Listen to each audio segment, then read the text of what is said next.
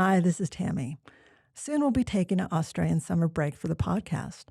But before we do you know an amazing executive with a cause I should interview? Drop me a message on LinkedIn or contact me on my website, roundboxconsulting.com.au. I'm Tammy Vindunge, your host for Executive with a Cause.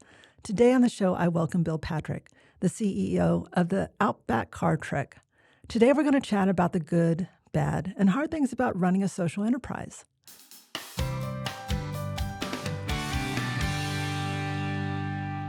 Bill, welcome to the show. Yeah, thanks, Tammy. Thanks for the opportunity to take part. Matt Abood had provided that introduction. I know his family has been heavily involved in the Outback Trek for a number of years. And I was so fascinated by how this actually works that I said, I got to meet this guy. So I'm glad he provided the introduction.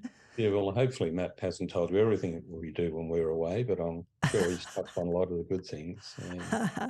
Well, we'll keep some secrets for those on the road as what stays on the trek, should stay on the trek. But hopefully we'll uncover a few of your insights in the show today. Yeah, good. For those people that are not familiar with the Outback Car Trek, can you please tell us more about it? Yeah, essentially the Outback Car Trek is a car rally for older model motor cars that are principally two-wheel drive cars that start and finish in a different location each year with the objective to get as far off the beaten track and the main roads and byways as possible and touch as many people in small communities as we can in the Outback over a 1 week period. And the organization is set up to actually raise funds for the Royal Flying Doctors, isn't it?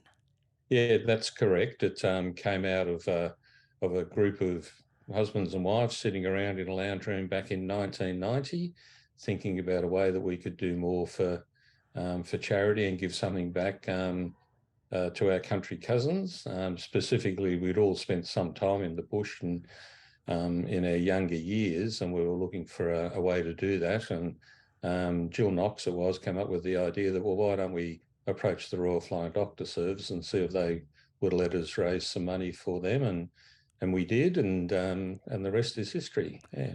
I'm not sure that everyone in our audience is actually familiar with the Royal Flying Doctors. Would you mind sharing a little bit more about what you know about that charity?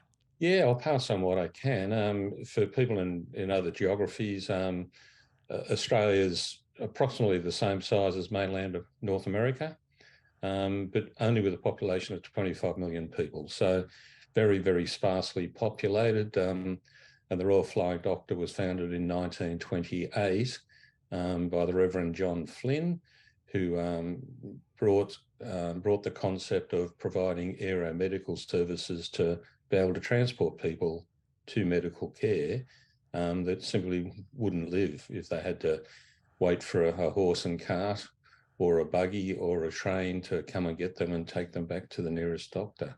The RFDS now operates what we call is a 7.6 million square kilometre waiting room of quite a lot of empty space, and services that with a fleet of some 70 aeroplanes and staff of about 1,500 people operating through a number of bases throughout Australia.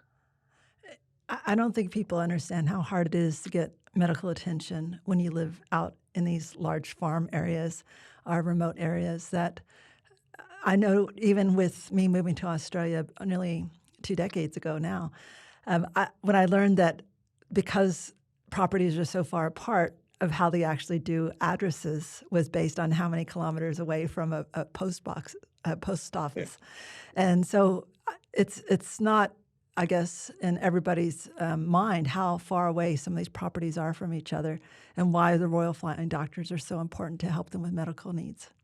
Yeah, like to put it in context, maybe for some other people, if you had to duck next door to borrow a pint of milk, you'd have to have a fridge in your car because by the time you got home, the milk would be warm. It's not uncommon for neighbours to be 80 kilometres or 50 miles apart from house to house. Yeah. Yeah, that's crazy. Well, let's talk about the Outback Car Trek a little bit more because you just said a couple of things that are quite interesting. One, you're going in the middle of Australia where there's a lot of dirt roads and difficult terrain. And you just said this is for two-wheel drive vehicles, but also older model vehicles. What's considered an older model vehicle? Well, 30 years old is the minimum time frame. And we've got some cars that have been built that come year after year after year that were built in the 1950s. Wow. So they're now 60-year-old, a couple of those cars. And predominantly, we get approximately 100 cars each year on the event. And I would say 70% of those cars were built in the 70s or earlier. So they're now 40-something years old. And I can only imagine there must be some significant logistical challenges of doing that because just thinking about how rough the roads might be, these are not four-wheel drive vehicles, they're older cars. How do you manage to get 100 cars from one point to the other? Yeah, well, the cars obviously have had a fair bit of mechanical work done to them so they can withstand the rigors of dirt road and remote road driving. And they're subject to some fairly stringent safety checks before we get on the road each year. And we've learned over a very long number of years what mechanical aspects of the car may or may not fail, and to work on those mechanical aspects and get them strengthened. So there's an awful lot of preparation goes into making sure that that 1 week, over which we cover about 3,500 kilometres on average, 550 kilometres a day for 7 days. So we find that 51 weeks of preparation hopefully provides us with 1 week of trouble-free motoring, or reasonably trouble-free motoring. So, what attracts people to this particular event? Because obviously, this is a very long drive. You have to spend a lot of money on these cars just to get them ready. And I'm sure there's additional expenses on top of that. What kind of people are attracted to participating in this type of an event? Yeah, well, a couple of things. Firstly, for Australians, it's not really a very long drive. True that. But we're certainly very accustomed to driving long distances, and I'm based in New South Wales, and it's not uncommon for it to be a 3.5, 4 hour drive between towns. So if you wanted to duck over to another town and see somebody or conduct a business meeting, or before we had Zoom and Microsoft Teams and things, it would be a 3.5, 4 hour drive to go and meet somebody. But over the course of a day, we do try and spend 2 or 3 hours driving in the morning and probably 2 hours driving in the afternoon, which gives us about 400 or 500 kilometres, depending on average speeds that we can conduct over the quality of the roads.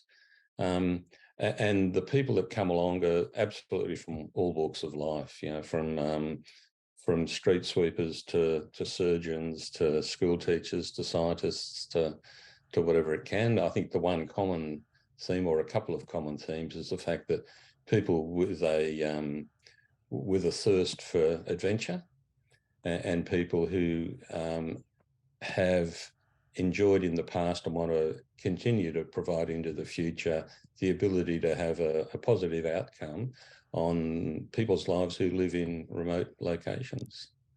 So let's talk about that a little bit more because I was looking at your website and I noticed that you have these guiding principles about every event that you do. Would you mind talking a little bit more about that?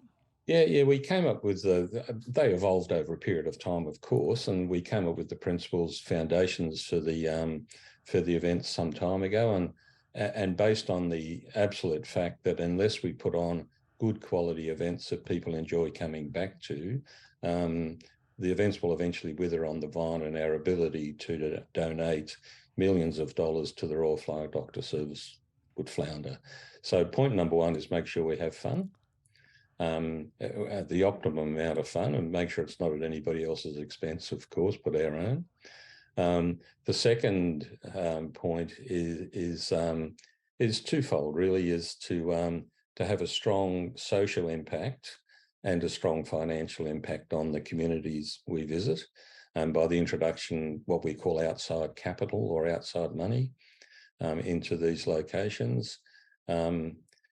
Another point, third principle, is to visit locations via roads and by ways that the average person simply wouldn't go there, or wouldn't choose to take those tracks or take those roads. They would stay on the main highway and do the safe but boring stuff. And we find that if we nail those first three things, we end up with a pretty exciting week and a very fun-filled week that enables people to become extremely generous in their support of the Flying Doctor, to the tune where the Outback Car Trek now, on average, raises about $1.8 million each year for the service. Wow, that's significant. Now, when you're talking about fun, I can't help but notice that on LinkedIn, you actually call yourself the Chief Excitement Officer. Right, yeah.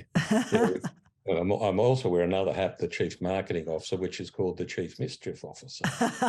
Well, so there's a couple of different CEOs and CMOs wandering around the office at home. Yeah. Well, I can imagine some of those stories that you have when you're on the trek is probably goes back to that as well. What were you doing before you became the CEO? I probably had two different careers. I for 10 or 15 years prior to this, I was in the IT industry, specifically software applications, for some larger database vendors and accounting vendors, and ran Asia Pacific for a number of years for those. And then prior to that, I was in the logistics industry, where I'd worked for a couple of the larger transport operators, and then kicked off my own business in 1988 and stayed with that for 10 years before I moved on.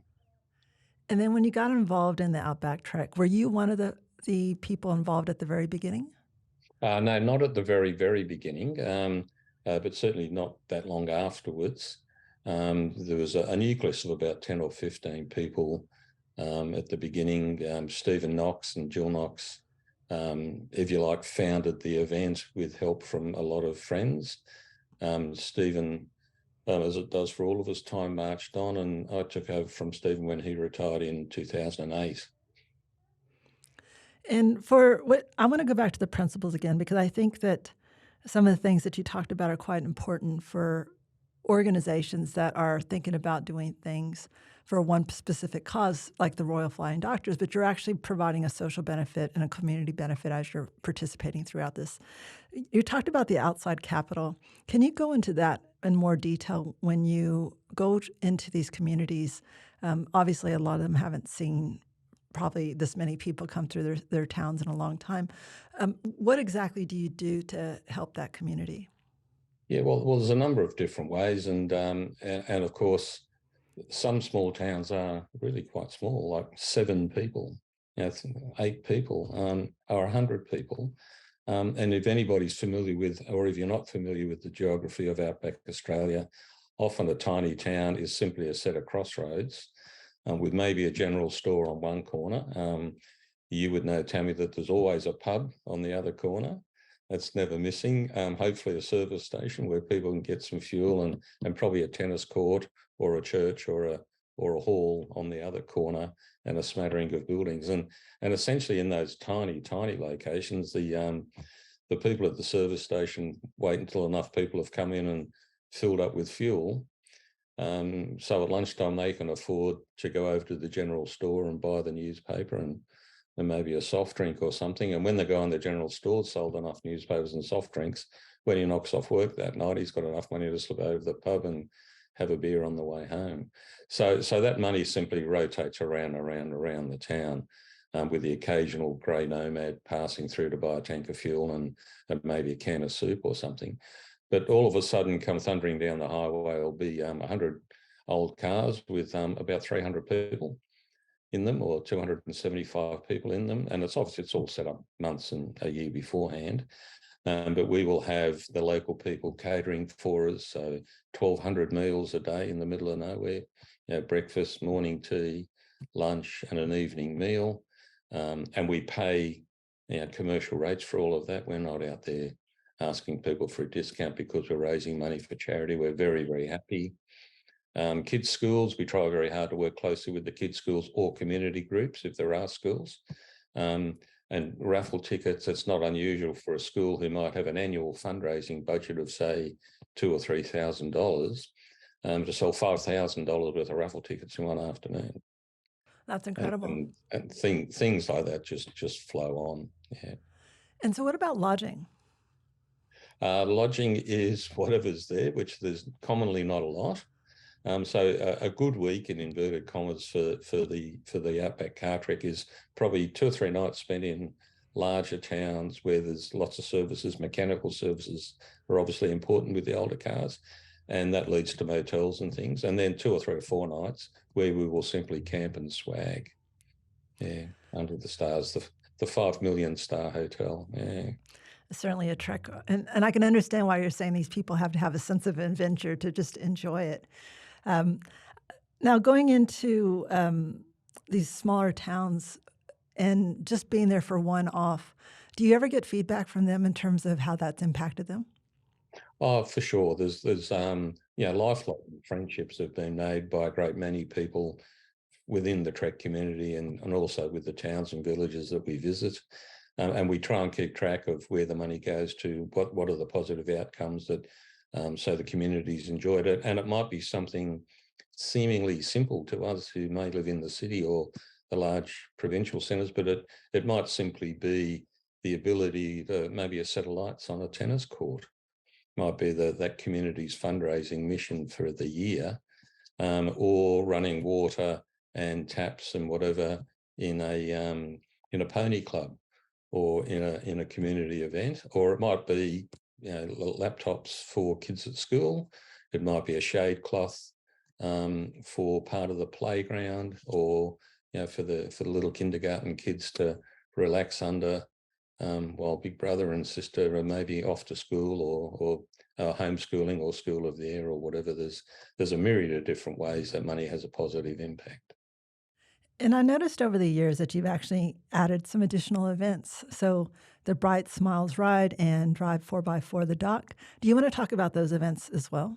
Yeah, thank you. Absolutely. So the Royal Flying Doctor Service does an awful lot more than land aeroplanes on dusty outback airstrips and ferry people. It provides lots and lots of different services, from breast cancer to mental health to all sorts of things. One of the things that's created a very strong program on over a number of years is their dental program.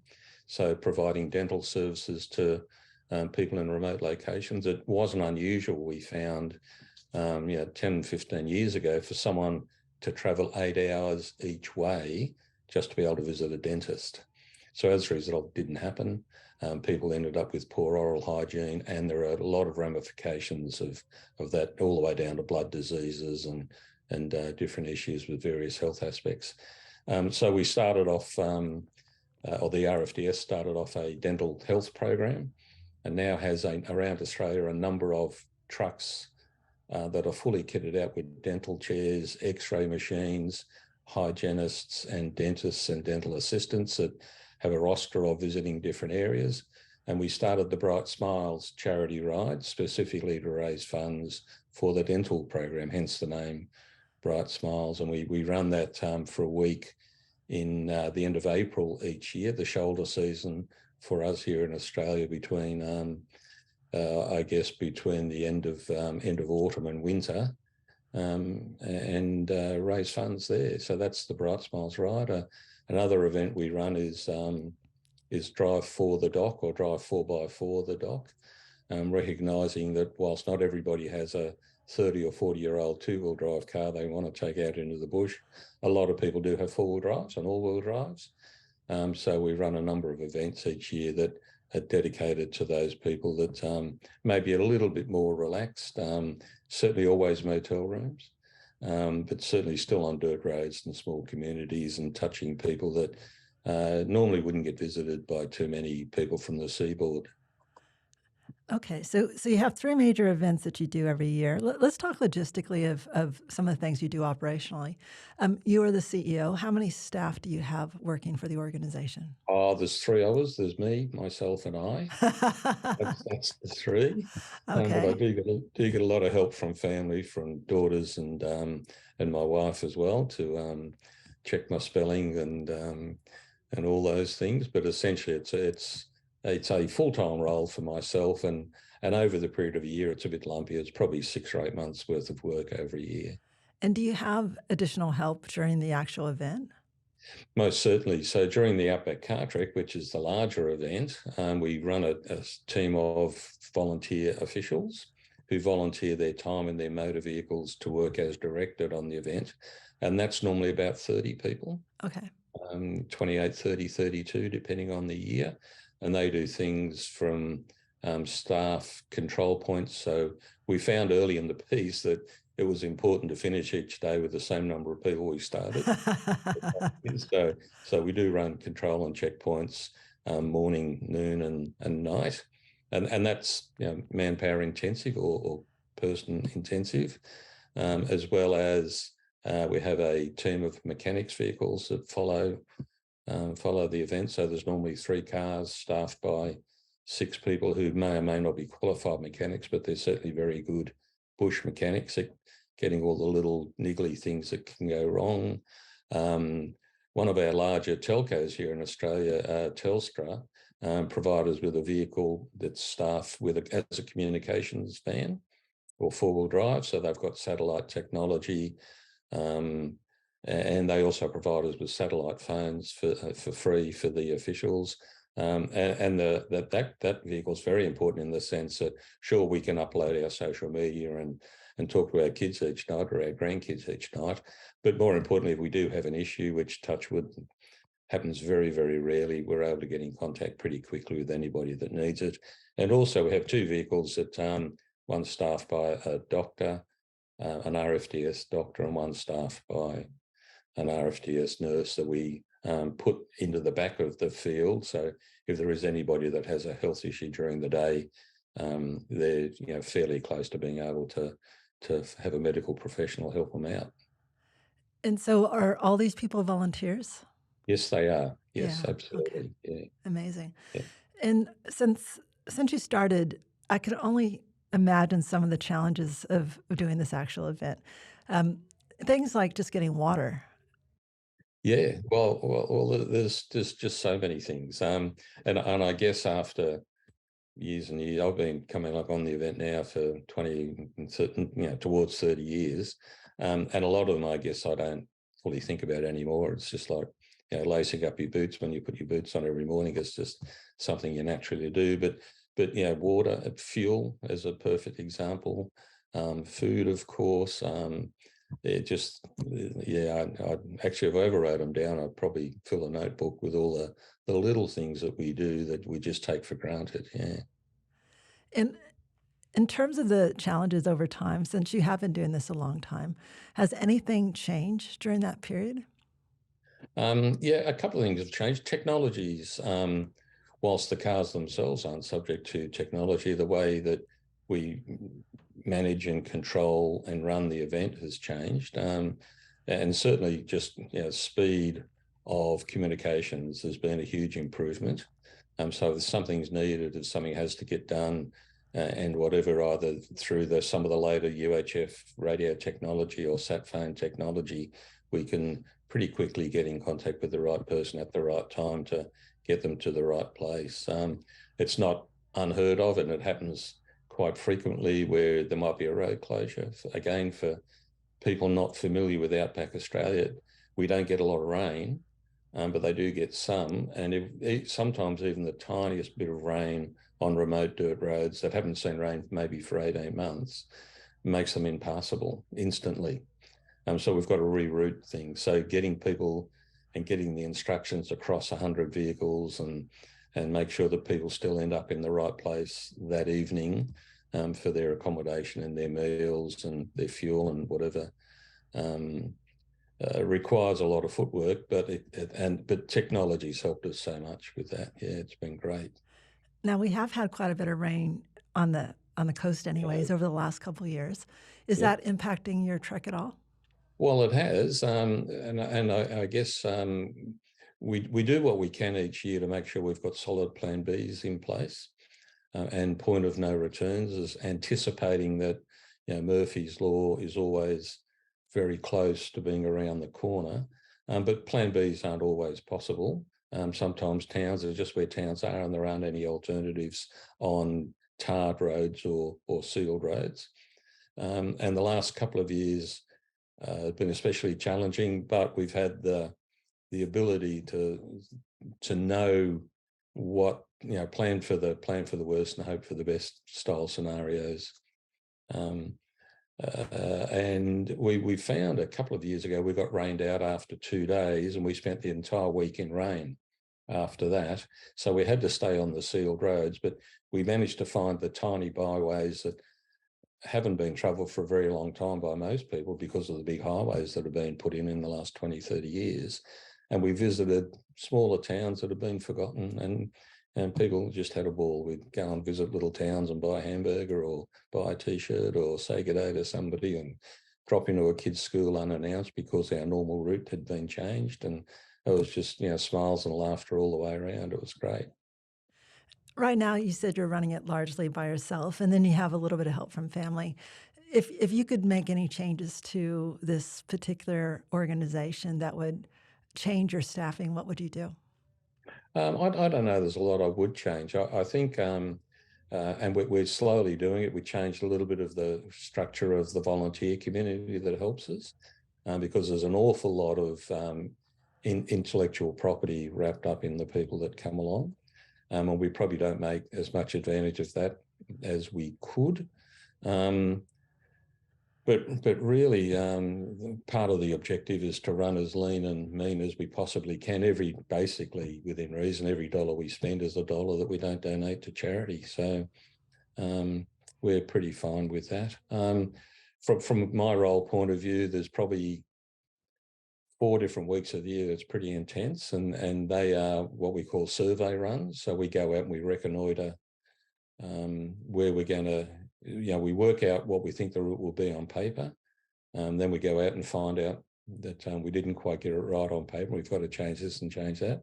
They're fairly long days. And I have 1 or 2 people come with me each time to help me out on those. They're sort of pretty intense days or weeks. So there's a couple of weeks of that. The event itself is, for me anyway, is just a 12, 14, 16-hour day every day for 8 days. But I'm not really sure how I can offload a lot of what we do unless we had a hierarchical structure throughout the year, which we choose not to do because of the downside of cost and whatever else. I think event managers in general will tell you that that's just the life of running events, that when you have Yeah, an event on, it's gonna be some long days. yeah, yeah, I'm curious to exactly. go back to what you were talking about for intellectual property. You were saying that we don't take advantage of that. What did you mean by that? Yeah, well, I think within the volunteers, so we've got a community of about 30 or 35 volunteers, and we normally use about 30, 32 each year. And there's probably a few disciplines in there that I operate myself, but if you can break them down, so we've got things like the catering side of things. So a couple of years ago, Mike Brown, who comes with me now each year, and for the last 10 years, he's been generously donating weeks and weeks, if not months of his time each year to help me out on the road and on the event, has a background in food and beverage with major hotels. So Mike now takes over an awful lot of the responsibility for organising the food and beverage along the way, which frees me up quite a bit to focus on other things. There's this new beast on the block in the last couple of years called social media, that I've tried to get my head around, but I'm a cranky old man that doesn't fully understand it. So I'm now talking to one of the younger volunteers who is progressively starting to take over the social media side of things. And again, that gives me a bit of bandwidth that I didn't have before, but B also put somebody onto that task who's got the right skill sets rather than me trying to acquire a set of skill sets that I'll probably never be good at. So pretty sort of textbook sort of stuff. But as you know, when you're in the swamp, up your armpits, you often forget that you should be trying to drain the swamp before the alligators get you. That's one of the big battles, isn't it? Work on the business, not in the business. Yeah. Yeah, you would know too from your own experience, and I think most small organizations have that challenge as well. Um, Given the experience you've had both in and out of this organization, I imagine that you have done some things that are probably allowing you to work by yourself most of the year. Are there any tips that you would give other small charities or not-for-profits or social enterprises to make their jobs easier if they're trying to do so much themselves? Yeah, well, I think one of the things is a good, strong network of people you can pick up the phone to and ask advice from, and a mentoring program, which I have not ever submitted myself to any sort of mentoring, I suppose, for 30 or 40 years, but I have very strongly now in the last 15 years.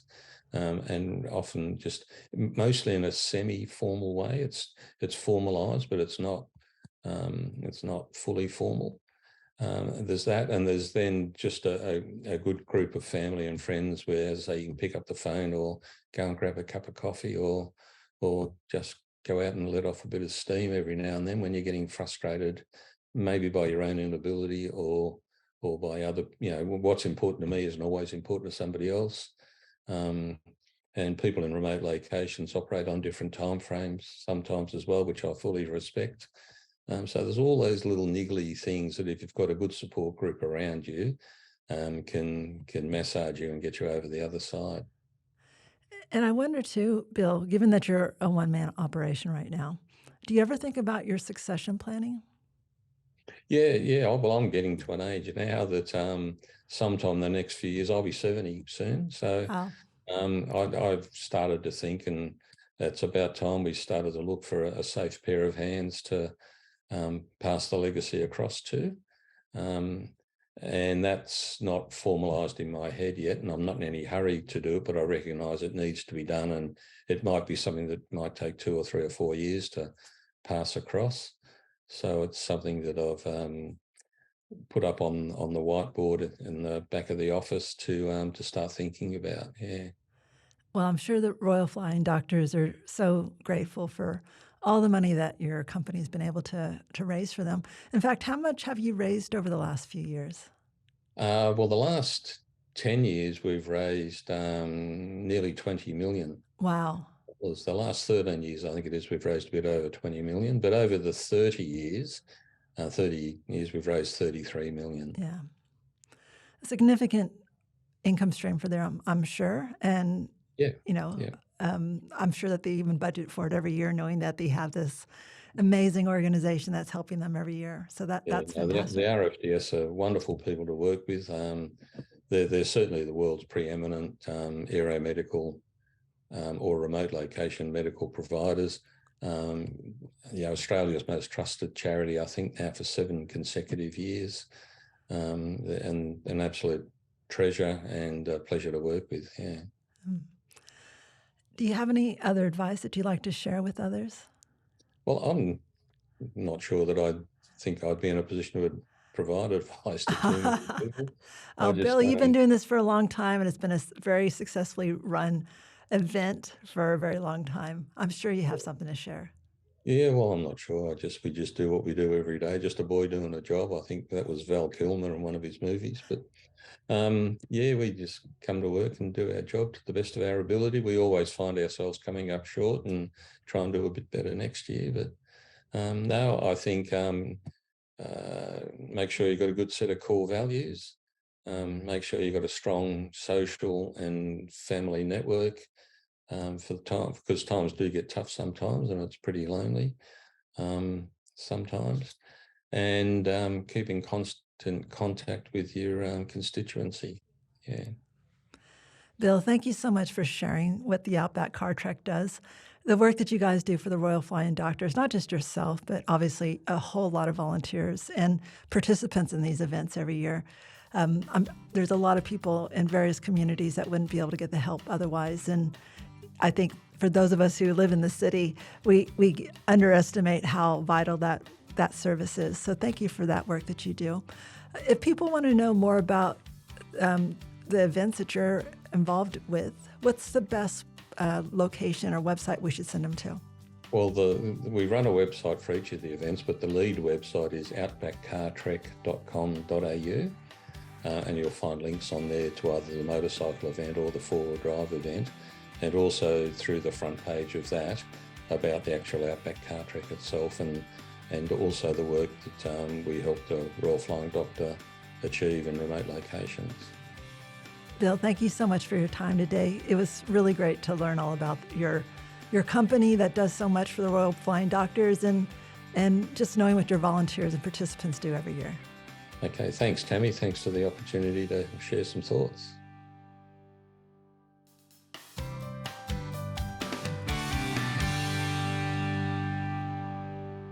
Hi, this is Tammy again. When I'm not doing podcast, I'm helping not-for-profits with IT decisions. The question for this week's IT in Plain English segment is, what is a no-code platform? A no-code, or sometimes called a low-code platform, is essentially a tool that allows non-technical people to create apps and forms without knowing how to write code. Traditionally, any software development required a programmer or engineer to create it using programming languages like Java or Python. Today, there's a whole group of no-code options for the average person using drag-and-drop fields, as well as the kind of formulas you might use in Excel. Popular tools include Bubble and AppyPie. Microsoft also has their own version called Power Apps. Now, it's important to know that these tools are not built to help you sell something on Apple or Google. Instead, they're really for internal uses like reducing process inefficiencies through automations. You could also use them to test ideas or prototypes. But just a bit of warning, despite their pro-claim, no-code claims, it's all relative. Using one of their tools is easy if you're a software engineer. However, if you're not, you may find these tools are not as easy to use as their marketing claims, depending on your own skills. So there you have it in plain English. If you have an IT question you want answered, feel free to connect with me on LinkedIn and send me a message. I just might answer it on the show. And if you like what you heard, please subscribe and leave me a review. To all of you executives with a cause, the world is definitely a better place because of you. Thank you for what you and your teams do every day.